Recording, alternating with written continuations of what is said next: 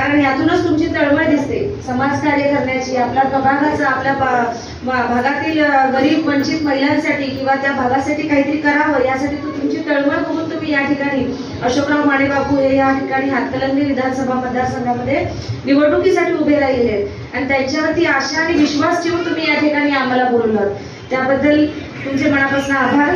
या कार्यक्रमासाठी उपस्थित सन्माननीय भरत वाळवेकर काका, आपल्या आमच्या स्नेही स्मिता शेंडू, आपली एकच इच्छा असते कुठलीही निवडणूक लागली की आपण एका गोष्टीसाठी सगळ्या महिला जणी काय विचार करतो की या निवडणुकीमुळे कुठेतरी आमच्या घराचं, आमच्या कुटुंबाचं, आमच्या प्रभागाचं काहीतरी चांगलं व्हावं, एखादी योजना शासन बनवेल आणि ती योजनेचा आम्हाला लाभ मिळावा, बरोबर आहे की नाही।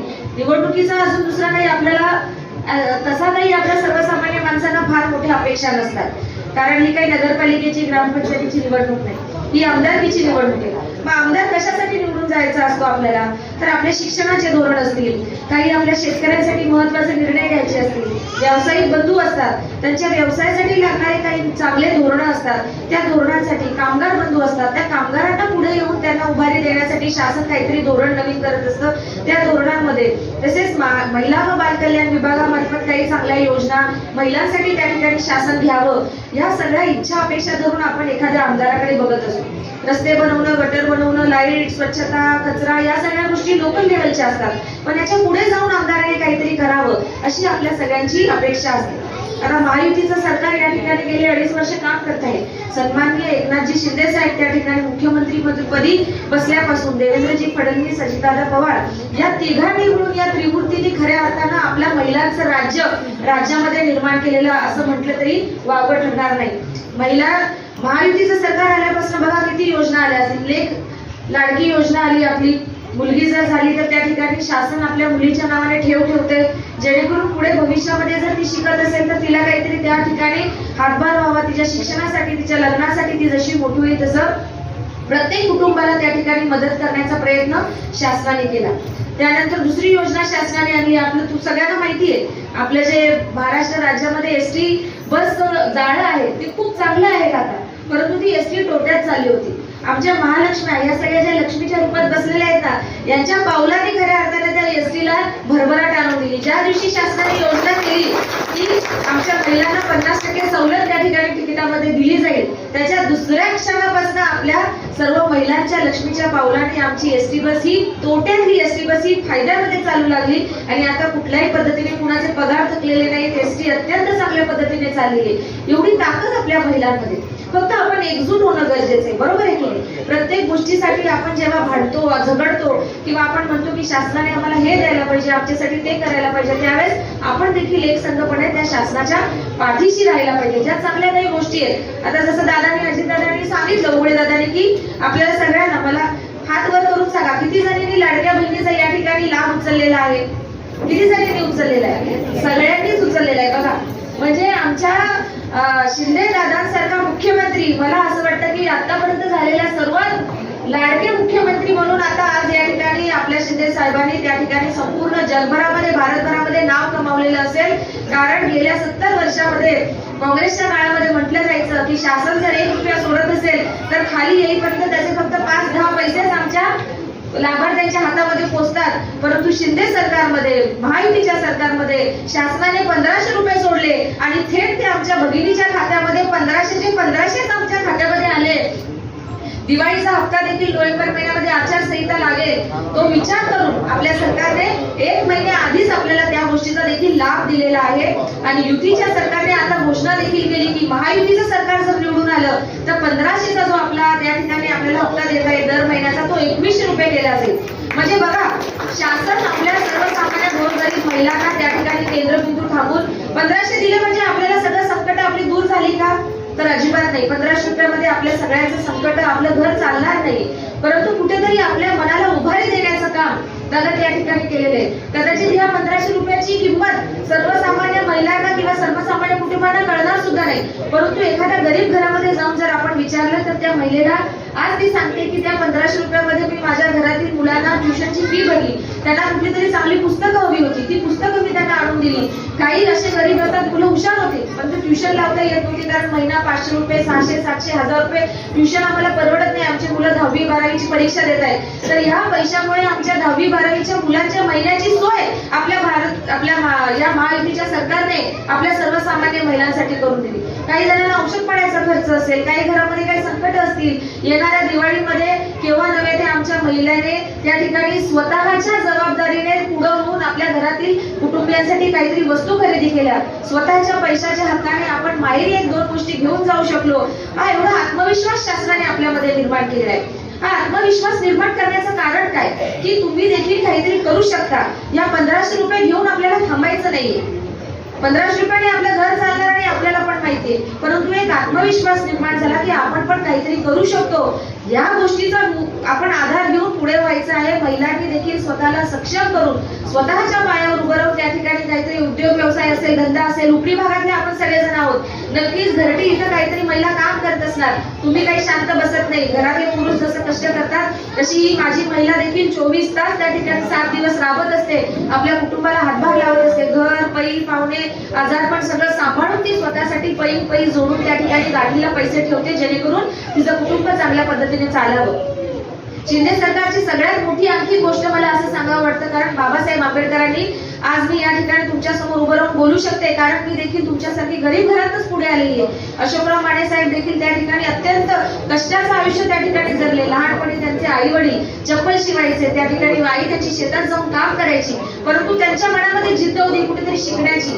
ती जिद्द त्यांना पूर्ण करता आली नाही, त्यांना उच्च शिक्षण घेता आलं नाही. त्यांनी त्यांच्या मुलांना शिकवलं. माझ्या आई वडिलांनी आम्हाला शिकवलं. का शिकवलं? कारण बाबासाहेबांनी मागासवर्गीयांना स्कॉलरशिपची त्या ठिकाणी सोय निर्माण करून दिली होती. परंतु इतर मुलींचं काय? जर त्या मागासवर्गीय किंवा वंचित घटकामधील नसतील पण हुशार आहेत, पण परिस्थितीने गरीब आहेत, त्यांना पुढे शिकता येत नसेल, तर असा विचार करून आपल्या या शिंदे सरकारने महिलांना सक्षम करावं, मुलींना सक्षम करावं. कारण मुलगी शिकली तर संपूर्ण घर शिकतं, हे आपण सगळ्यांनी अनुभवलेलं आहे. आणि त्यासाठी आता या येणाऱ्या काळामध्ये सरकारने मुलींच्या उच्च शिक्षणाला देखील त्या ठिकाणी स्कॉलरशिप आणि फ्रीशिप देऊ केलेली आहे, जेणेकरून पूर्णतः मोफत आमच्या मुली हुशार आहेत, सक्षम आहेत, त्यांच्याकडे ताकद आहे, परंतु आर्थिक परिस्थिती नाही म्हणून त्यांचं शिक्षण थांबणार नाही. ही सोय आता आपल्याला शिंदे सरकारने करून दिलेली. मग फक्त मुलींचं शिक्षण बघून चालणार आहे का? तर नाही. आपल्या मुलांना देखील सक्षम करण्यासाठी शासनाने कौशल्य विकासच्या वेगवेगळ्या योजना या ठिकाणी आणलेल्या आहेत. आपल्या सगळ्या मुलांना मनामध्ये जर असेल की आपला एखादा उद्योगधंदा करावा, आपण बघायला जातो. मला असं वाटतं माळवेकर नगरमध्ये पण सिटी सर्वेचा प्रश्न आहे. आपल्या उपरी भागामध्ये जमिनीचा सिटी सर्वेचा प्रश्न असल्यामुळे आपल्याला कर्ज उपलब्ध होत नाही, आपल्या घराच्या याला नावं लागत नाही.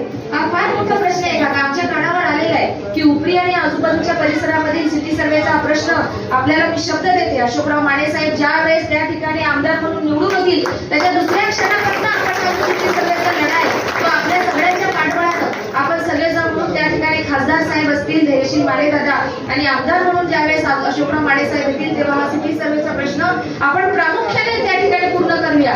सिटी सर्वेचा प्रश्न त्या ठिकाणी पूर्ण झाला की आपल्या माता भगिनींना, माय माऊलींना, मुलांना त्या ठिकाणी कर्ज मिळणं उपलब्ध होऊ शकतं. तुम्ही कर्ज काढून त्या ठिकाणी काहीतरी उद्योगधंदा करू शकता आणि सन्मानाने आपण त्या ठिकाणी घर बांधू शकतो, सन्मानाने राहू शकतो.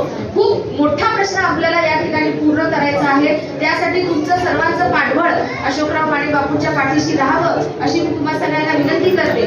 आपला हा जो भाग आहे हा खूप चांगला भाग आहे. या भागामध्ये करण्यासारखं, विकासासारखं भरपूर आहे. माने साहेब नक्कीच आपल्याला येणाऱ्या काळामध्ये जर आमदार म्हणून या ठिकाणी पदावरती आले तर काही ना काही म्हणून या ठिकाणी रस्ते, गटर्स, काय तुम्ही जे सांगाल, तुम्हाला जे एखादं वाचनालय बांधायचं असेल, समाज मंदिर बांधायचं असेल, या ठिकाणी आमच्या मुलांना एकत्रित बसून अभ्यास करायसाठी अभ्यासिका असेल, कुठल्याही पद्धतीचं काम तुम्ही त्या ठिकाणी घेऊन या. अशोकराव माने बापू तुम्ही सांगितलेलं काम हा आदेश म्हणून स्वीकारतील आणि त्या ठिकाणी प्रत्येक तुमच्या कामाच्या याला पूर्तता करण्यासाठी संसदेमध्ये देखील आवाज उठवतील. ही ग्वाही मी तुम्हाला देते. येणाऱ्या 10 दिवसाच्या काळामध्ये दादा काळ फार कमी आहे. 8-10 दिवसाचा प्रश्न आहे फक्त. तुमच्या समोर बरेच जण येतील, आमिष घेऊन येतील. त्यावेळेस तुम्ही त्यांना प्रश्न विचारायला हवा. तुम्ही आमच्याकडे मतं मागायला येत आहात. आम्ही तुम्हाला यापूर्वी 2दा नव्हे 1दा-2दा संधी दिलेली आहे. इतक्या वेळ संधी देऊन देखील जर तुम्ही आमचं काही भलं करू शकला नसाल, तर इथून पुढे जर तुम्ही आमचं भलं करणार नसाल, तर एका प्रश्नाचं उत्तर द्या.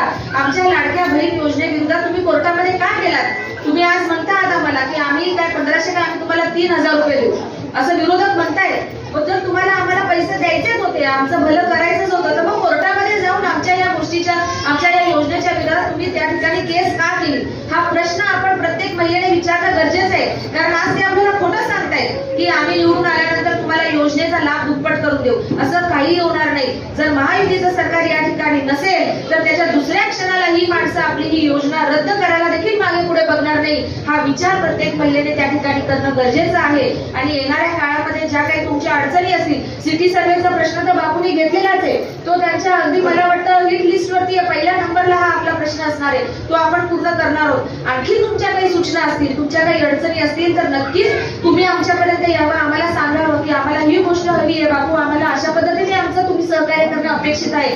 त्या प्रत्येक गोष्टीला बापू तुमच्या सगळ्यांना न्याय देतील. संसदेमध्ये त्या ठिकाणी आपल्या प्रश्नांना वाचा फोडणारा माणूस हवा. शेतकऱ्यांचं या ठिकाणी आज आपण बघतो आहोत की 5 HP पर्यंतचं वीज बिल माफ केलेलं आहे. बऱ्याच जणांचं लाखामध्ये वीज बिल त्या ठिकाणी माफ झालेलं आहे.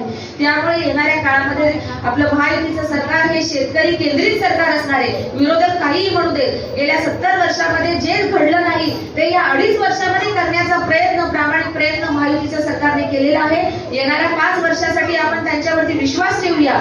महायुतीचं सरकार जर निवडून आणायचं असेल तर अशोकराव माने बापू हे त्या ठिकाणी आपल्या शिंदे सरकारला बळकट करण्यासाठी संसदेमध्ये आपल्याला निवडून पाठवणं गरजेचंच आहे. बापूंचं चिन्ह आहे नारळाची बाग.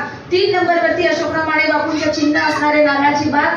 नारळाच्या बागेसमोरचं बटन आपण सगळ्या महिलांनी सगळ्यांना सांगून प्रचंड भरघोस अशा मतांनी आपण बापूंना निवडून देऊया. येणारा काळ हा आपलाच असणार आहे. महिलांसाठी 50% आरक्षण राजकारणामध्ये देखील महायुती सरकार देणार आहे. त्यामुळे तुमचं देखील त्या ठिकाणी प्राबल्य वाढणार आहे असा विश्वास आपण या ठिकाणी व्यतीत करूया. आणि सगळेजण तुम्ही या ठिकाणी व्यक्त व्हा. काही अडचणी असतील तर सांगा. तुमच्या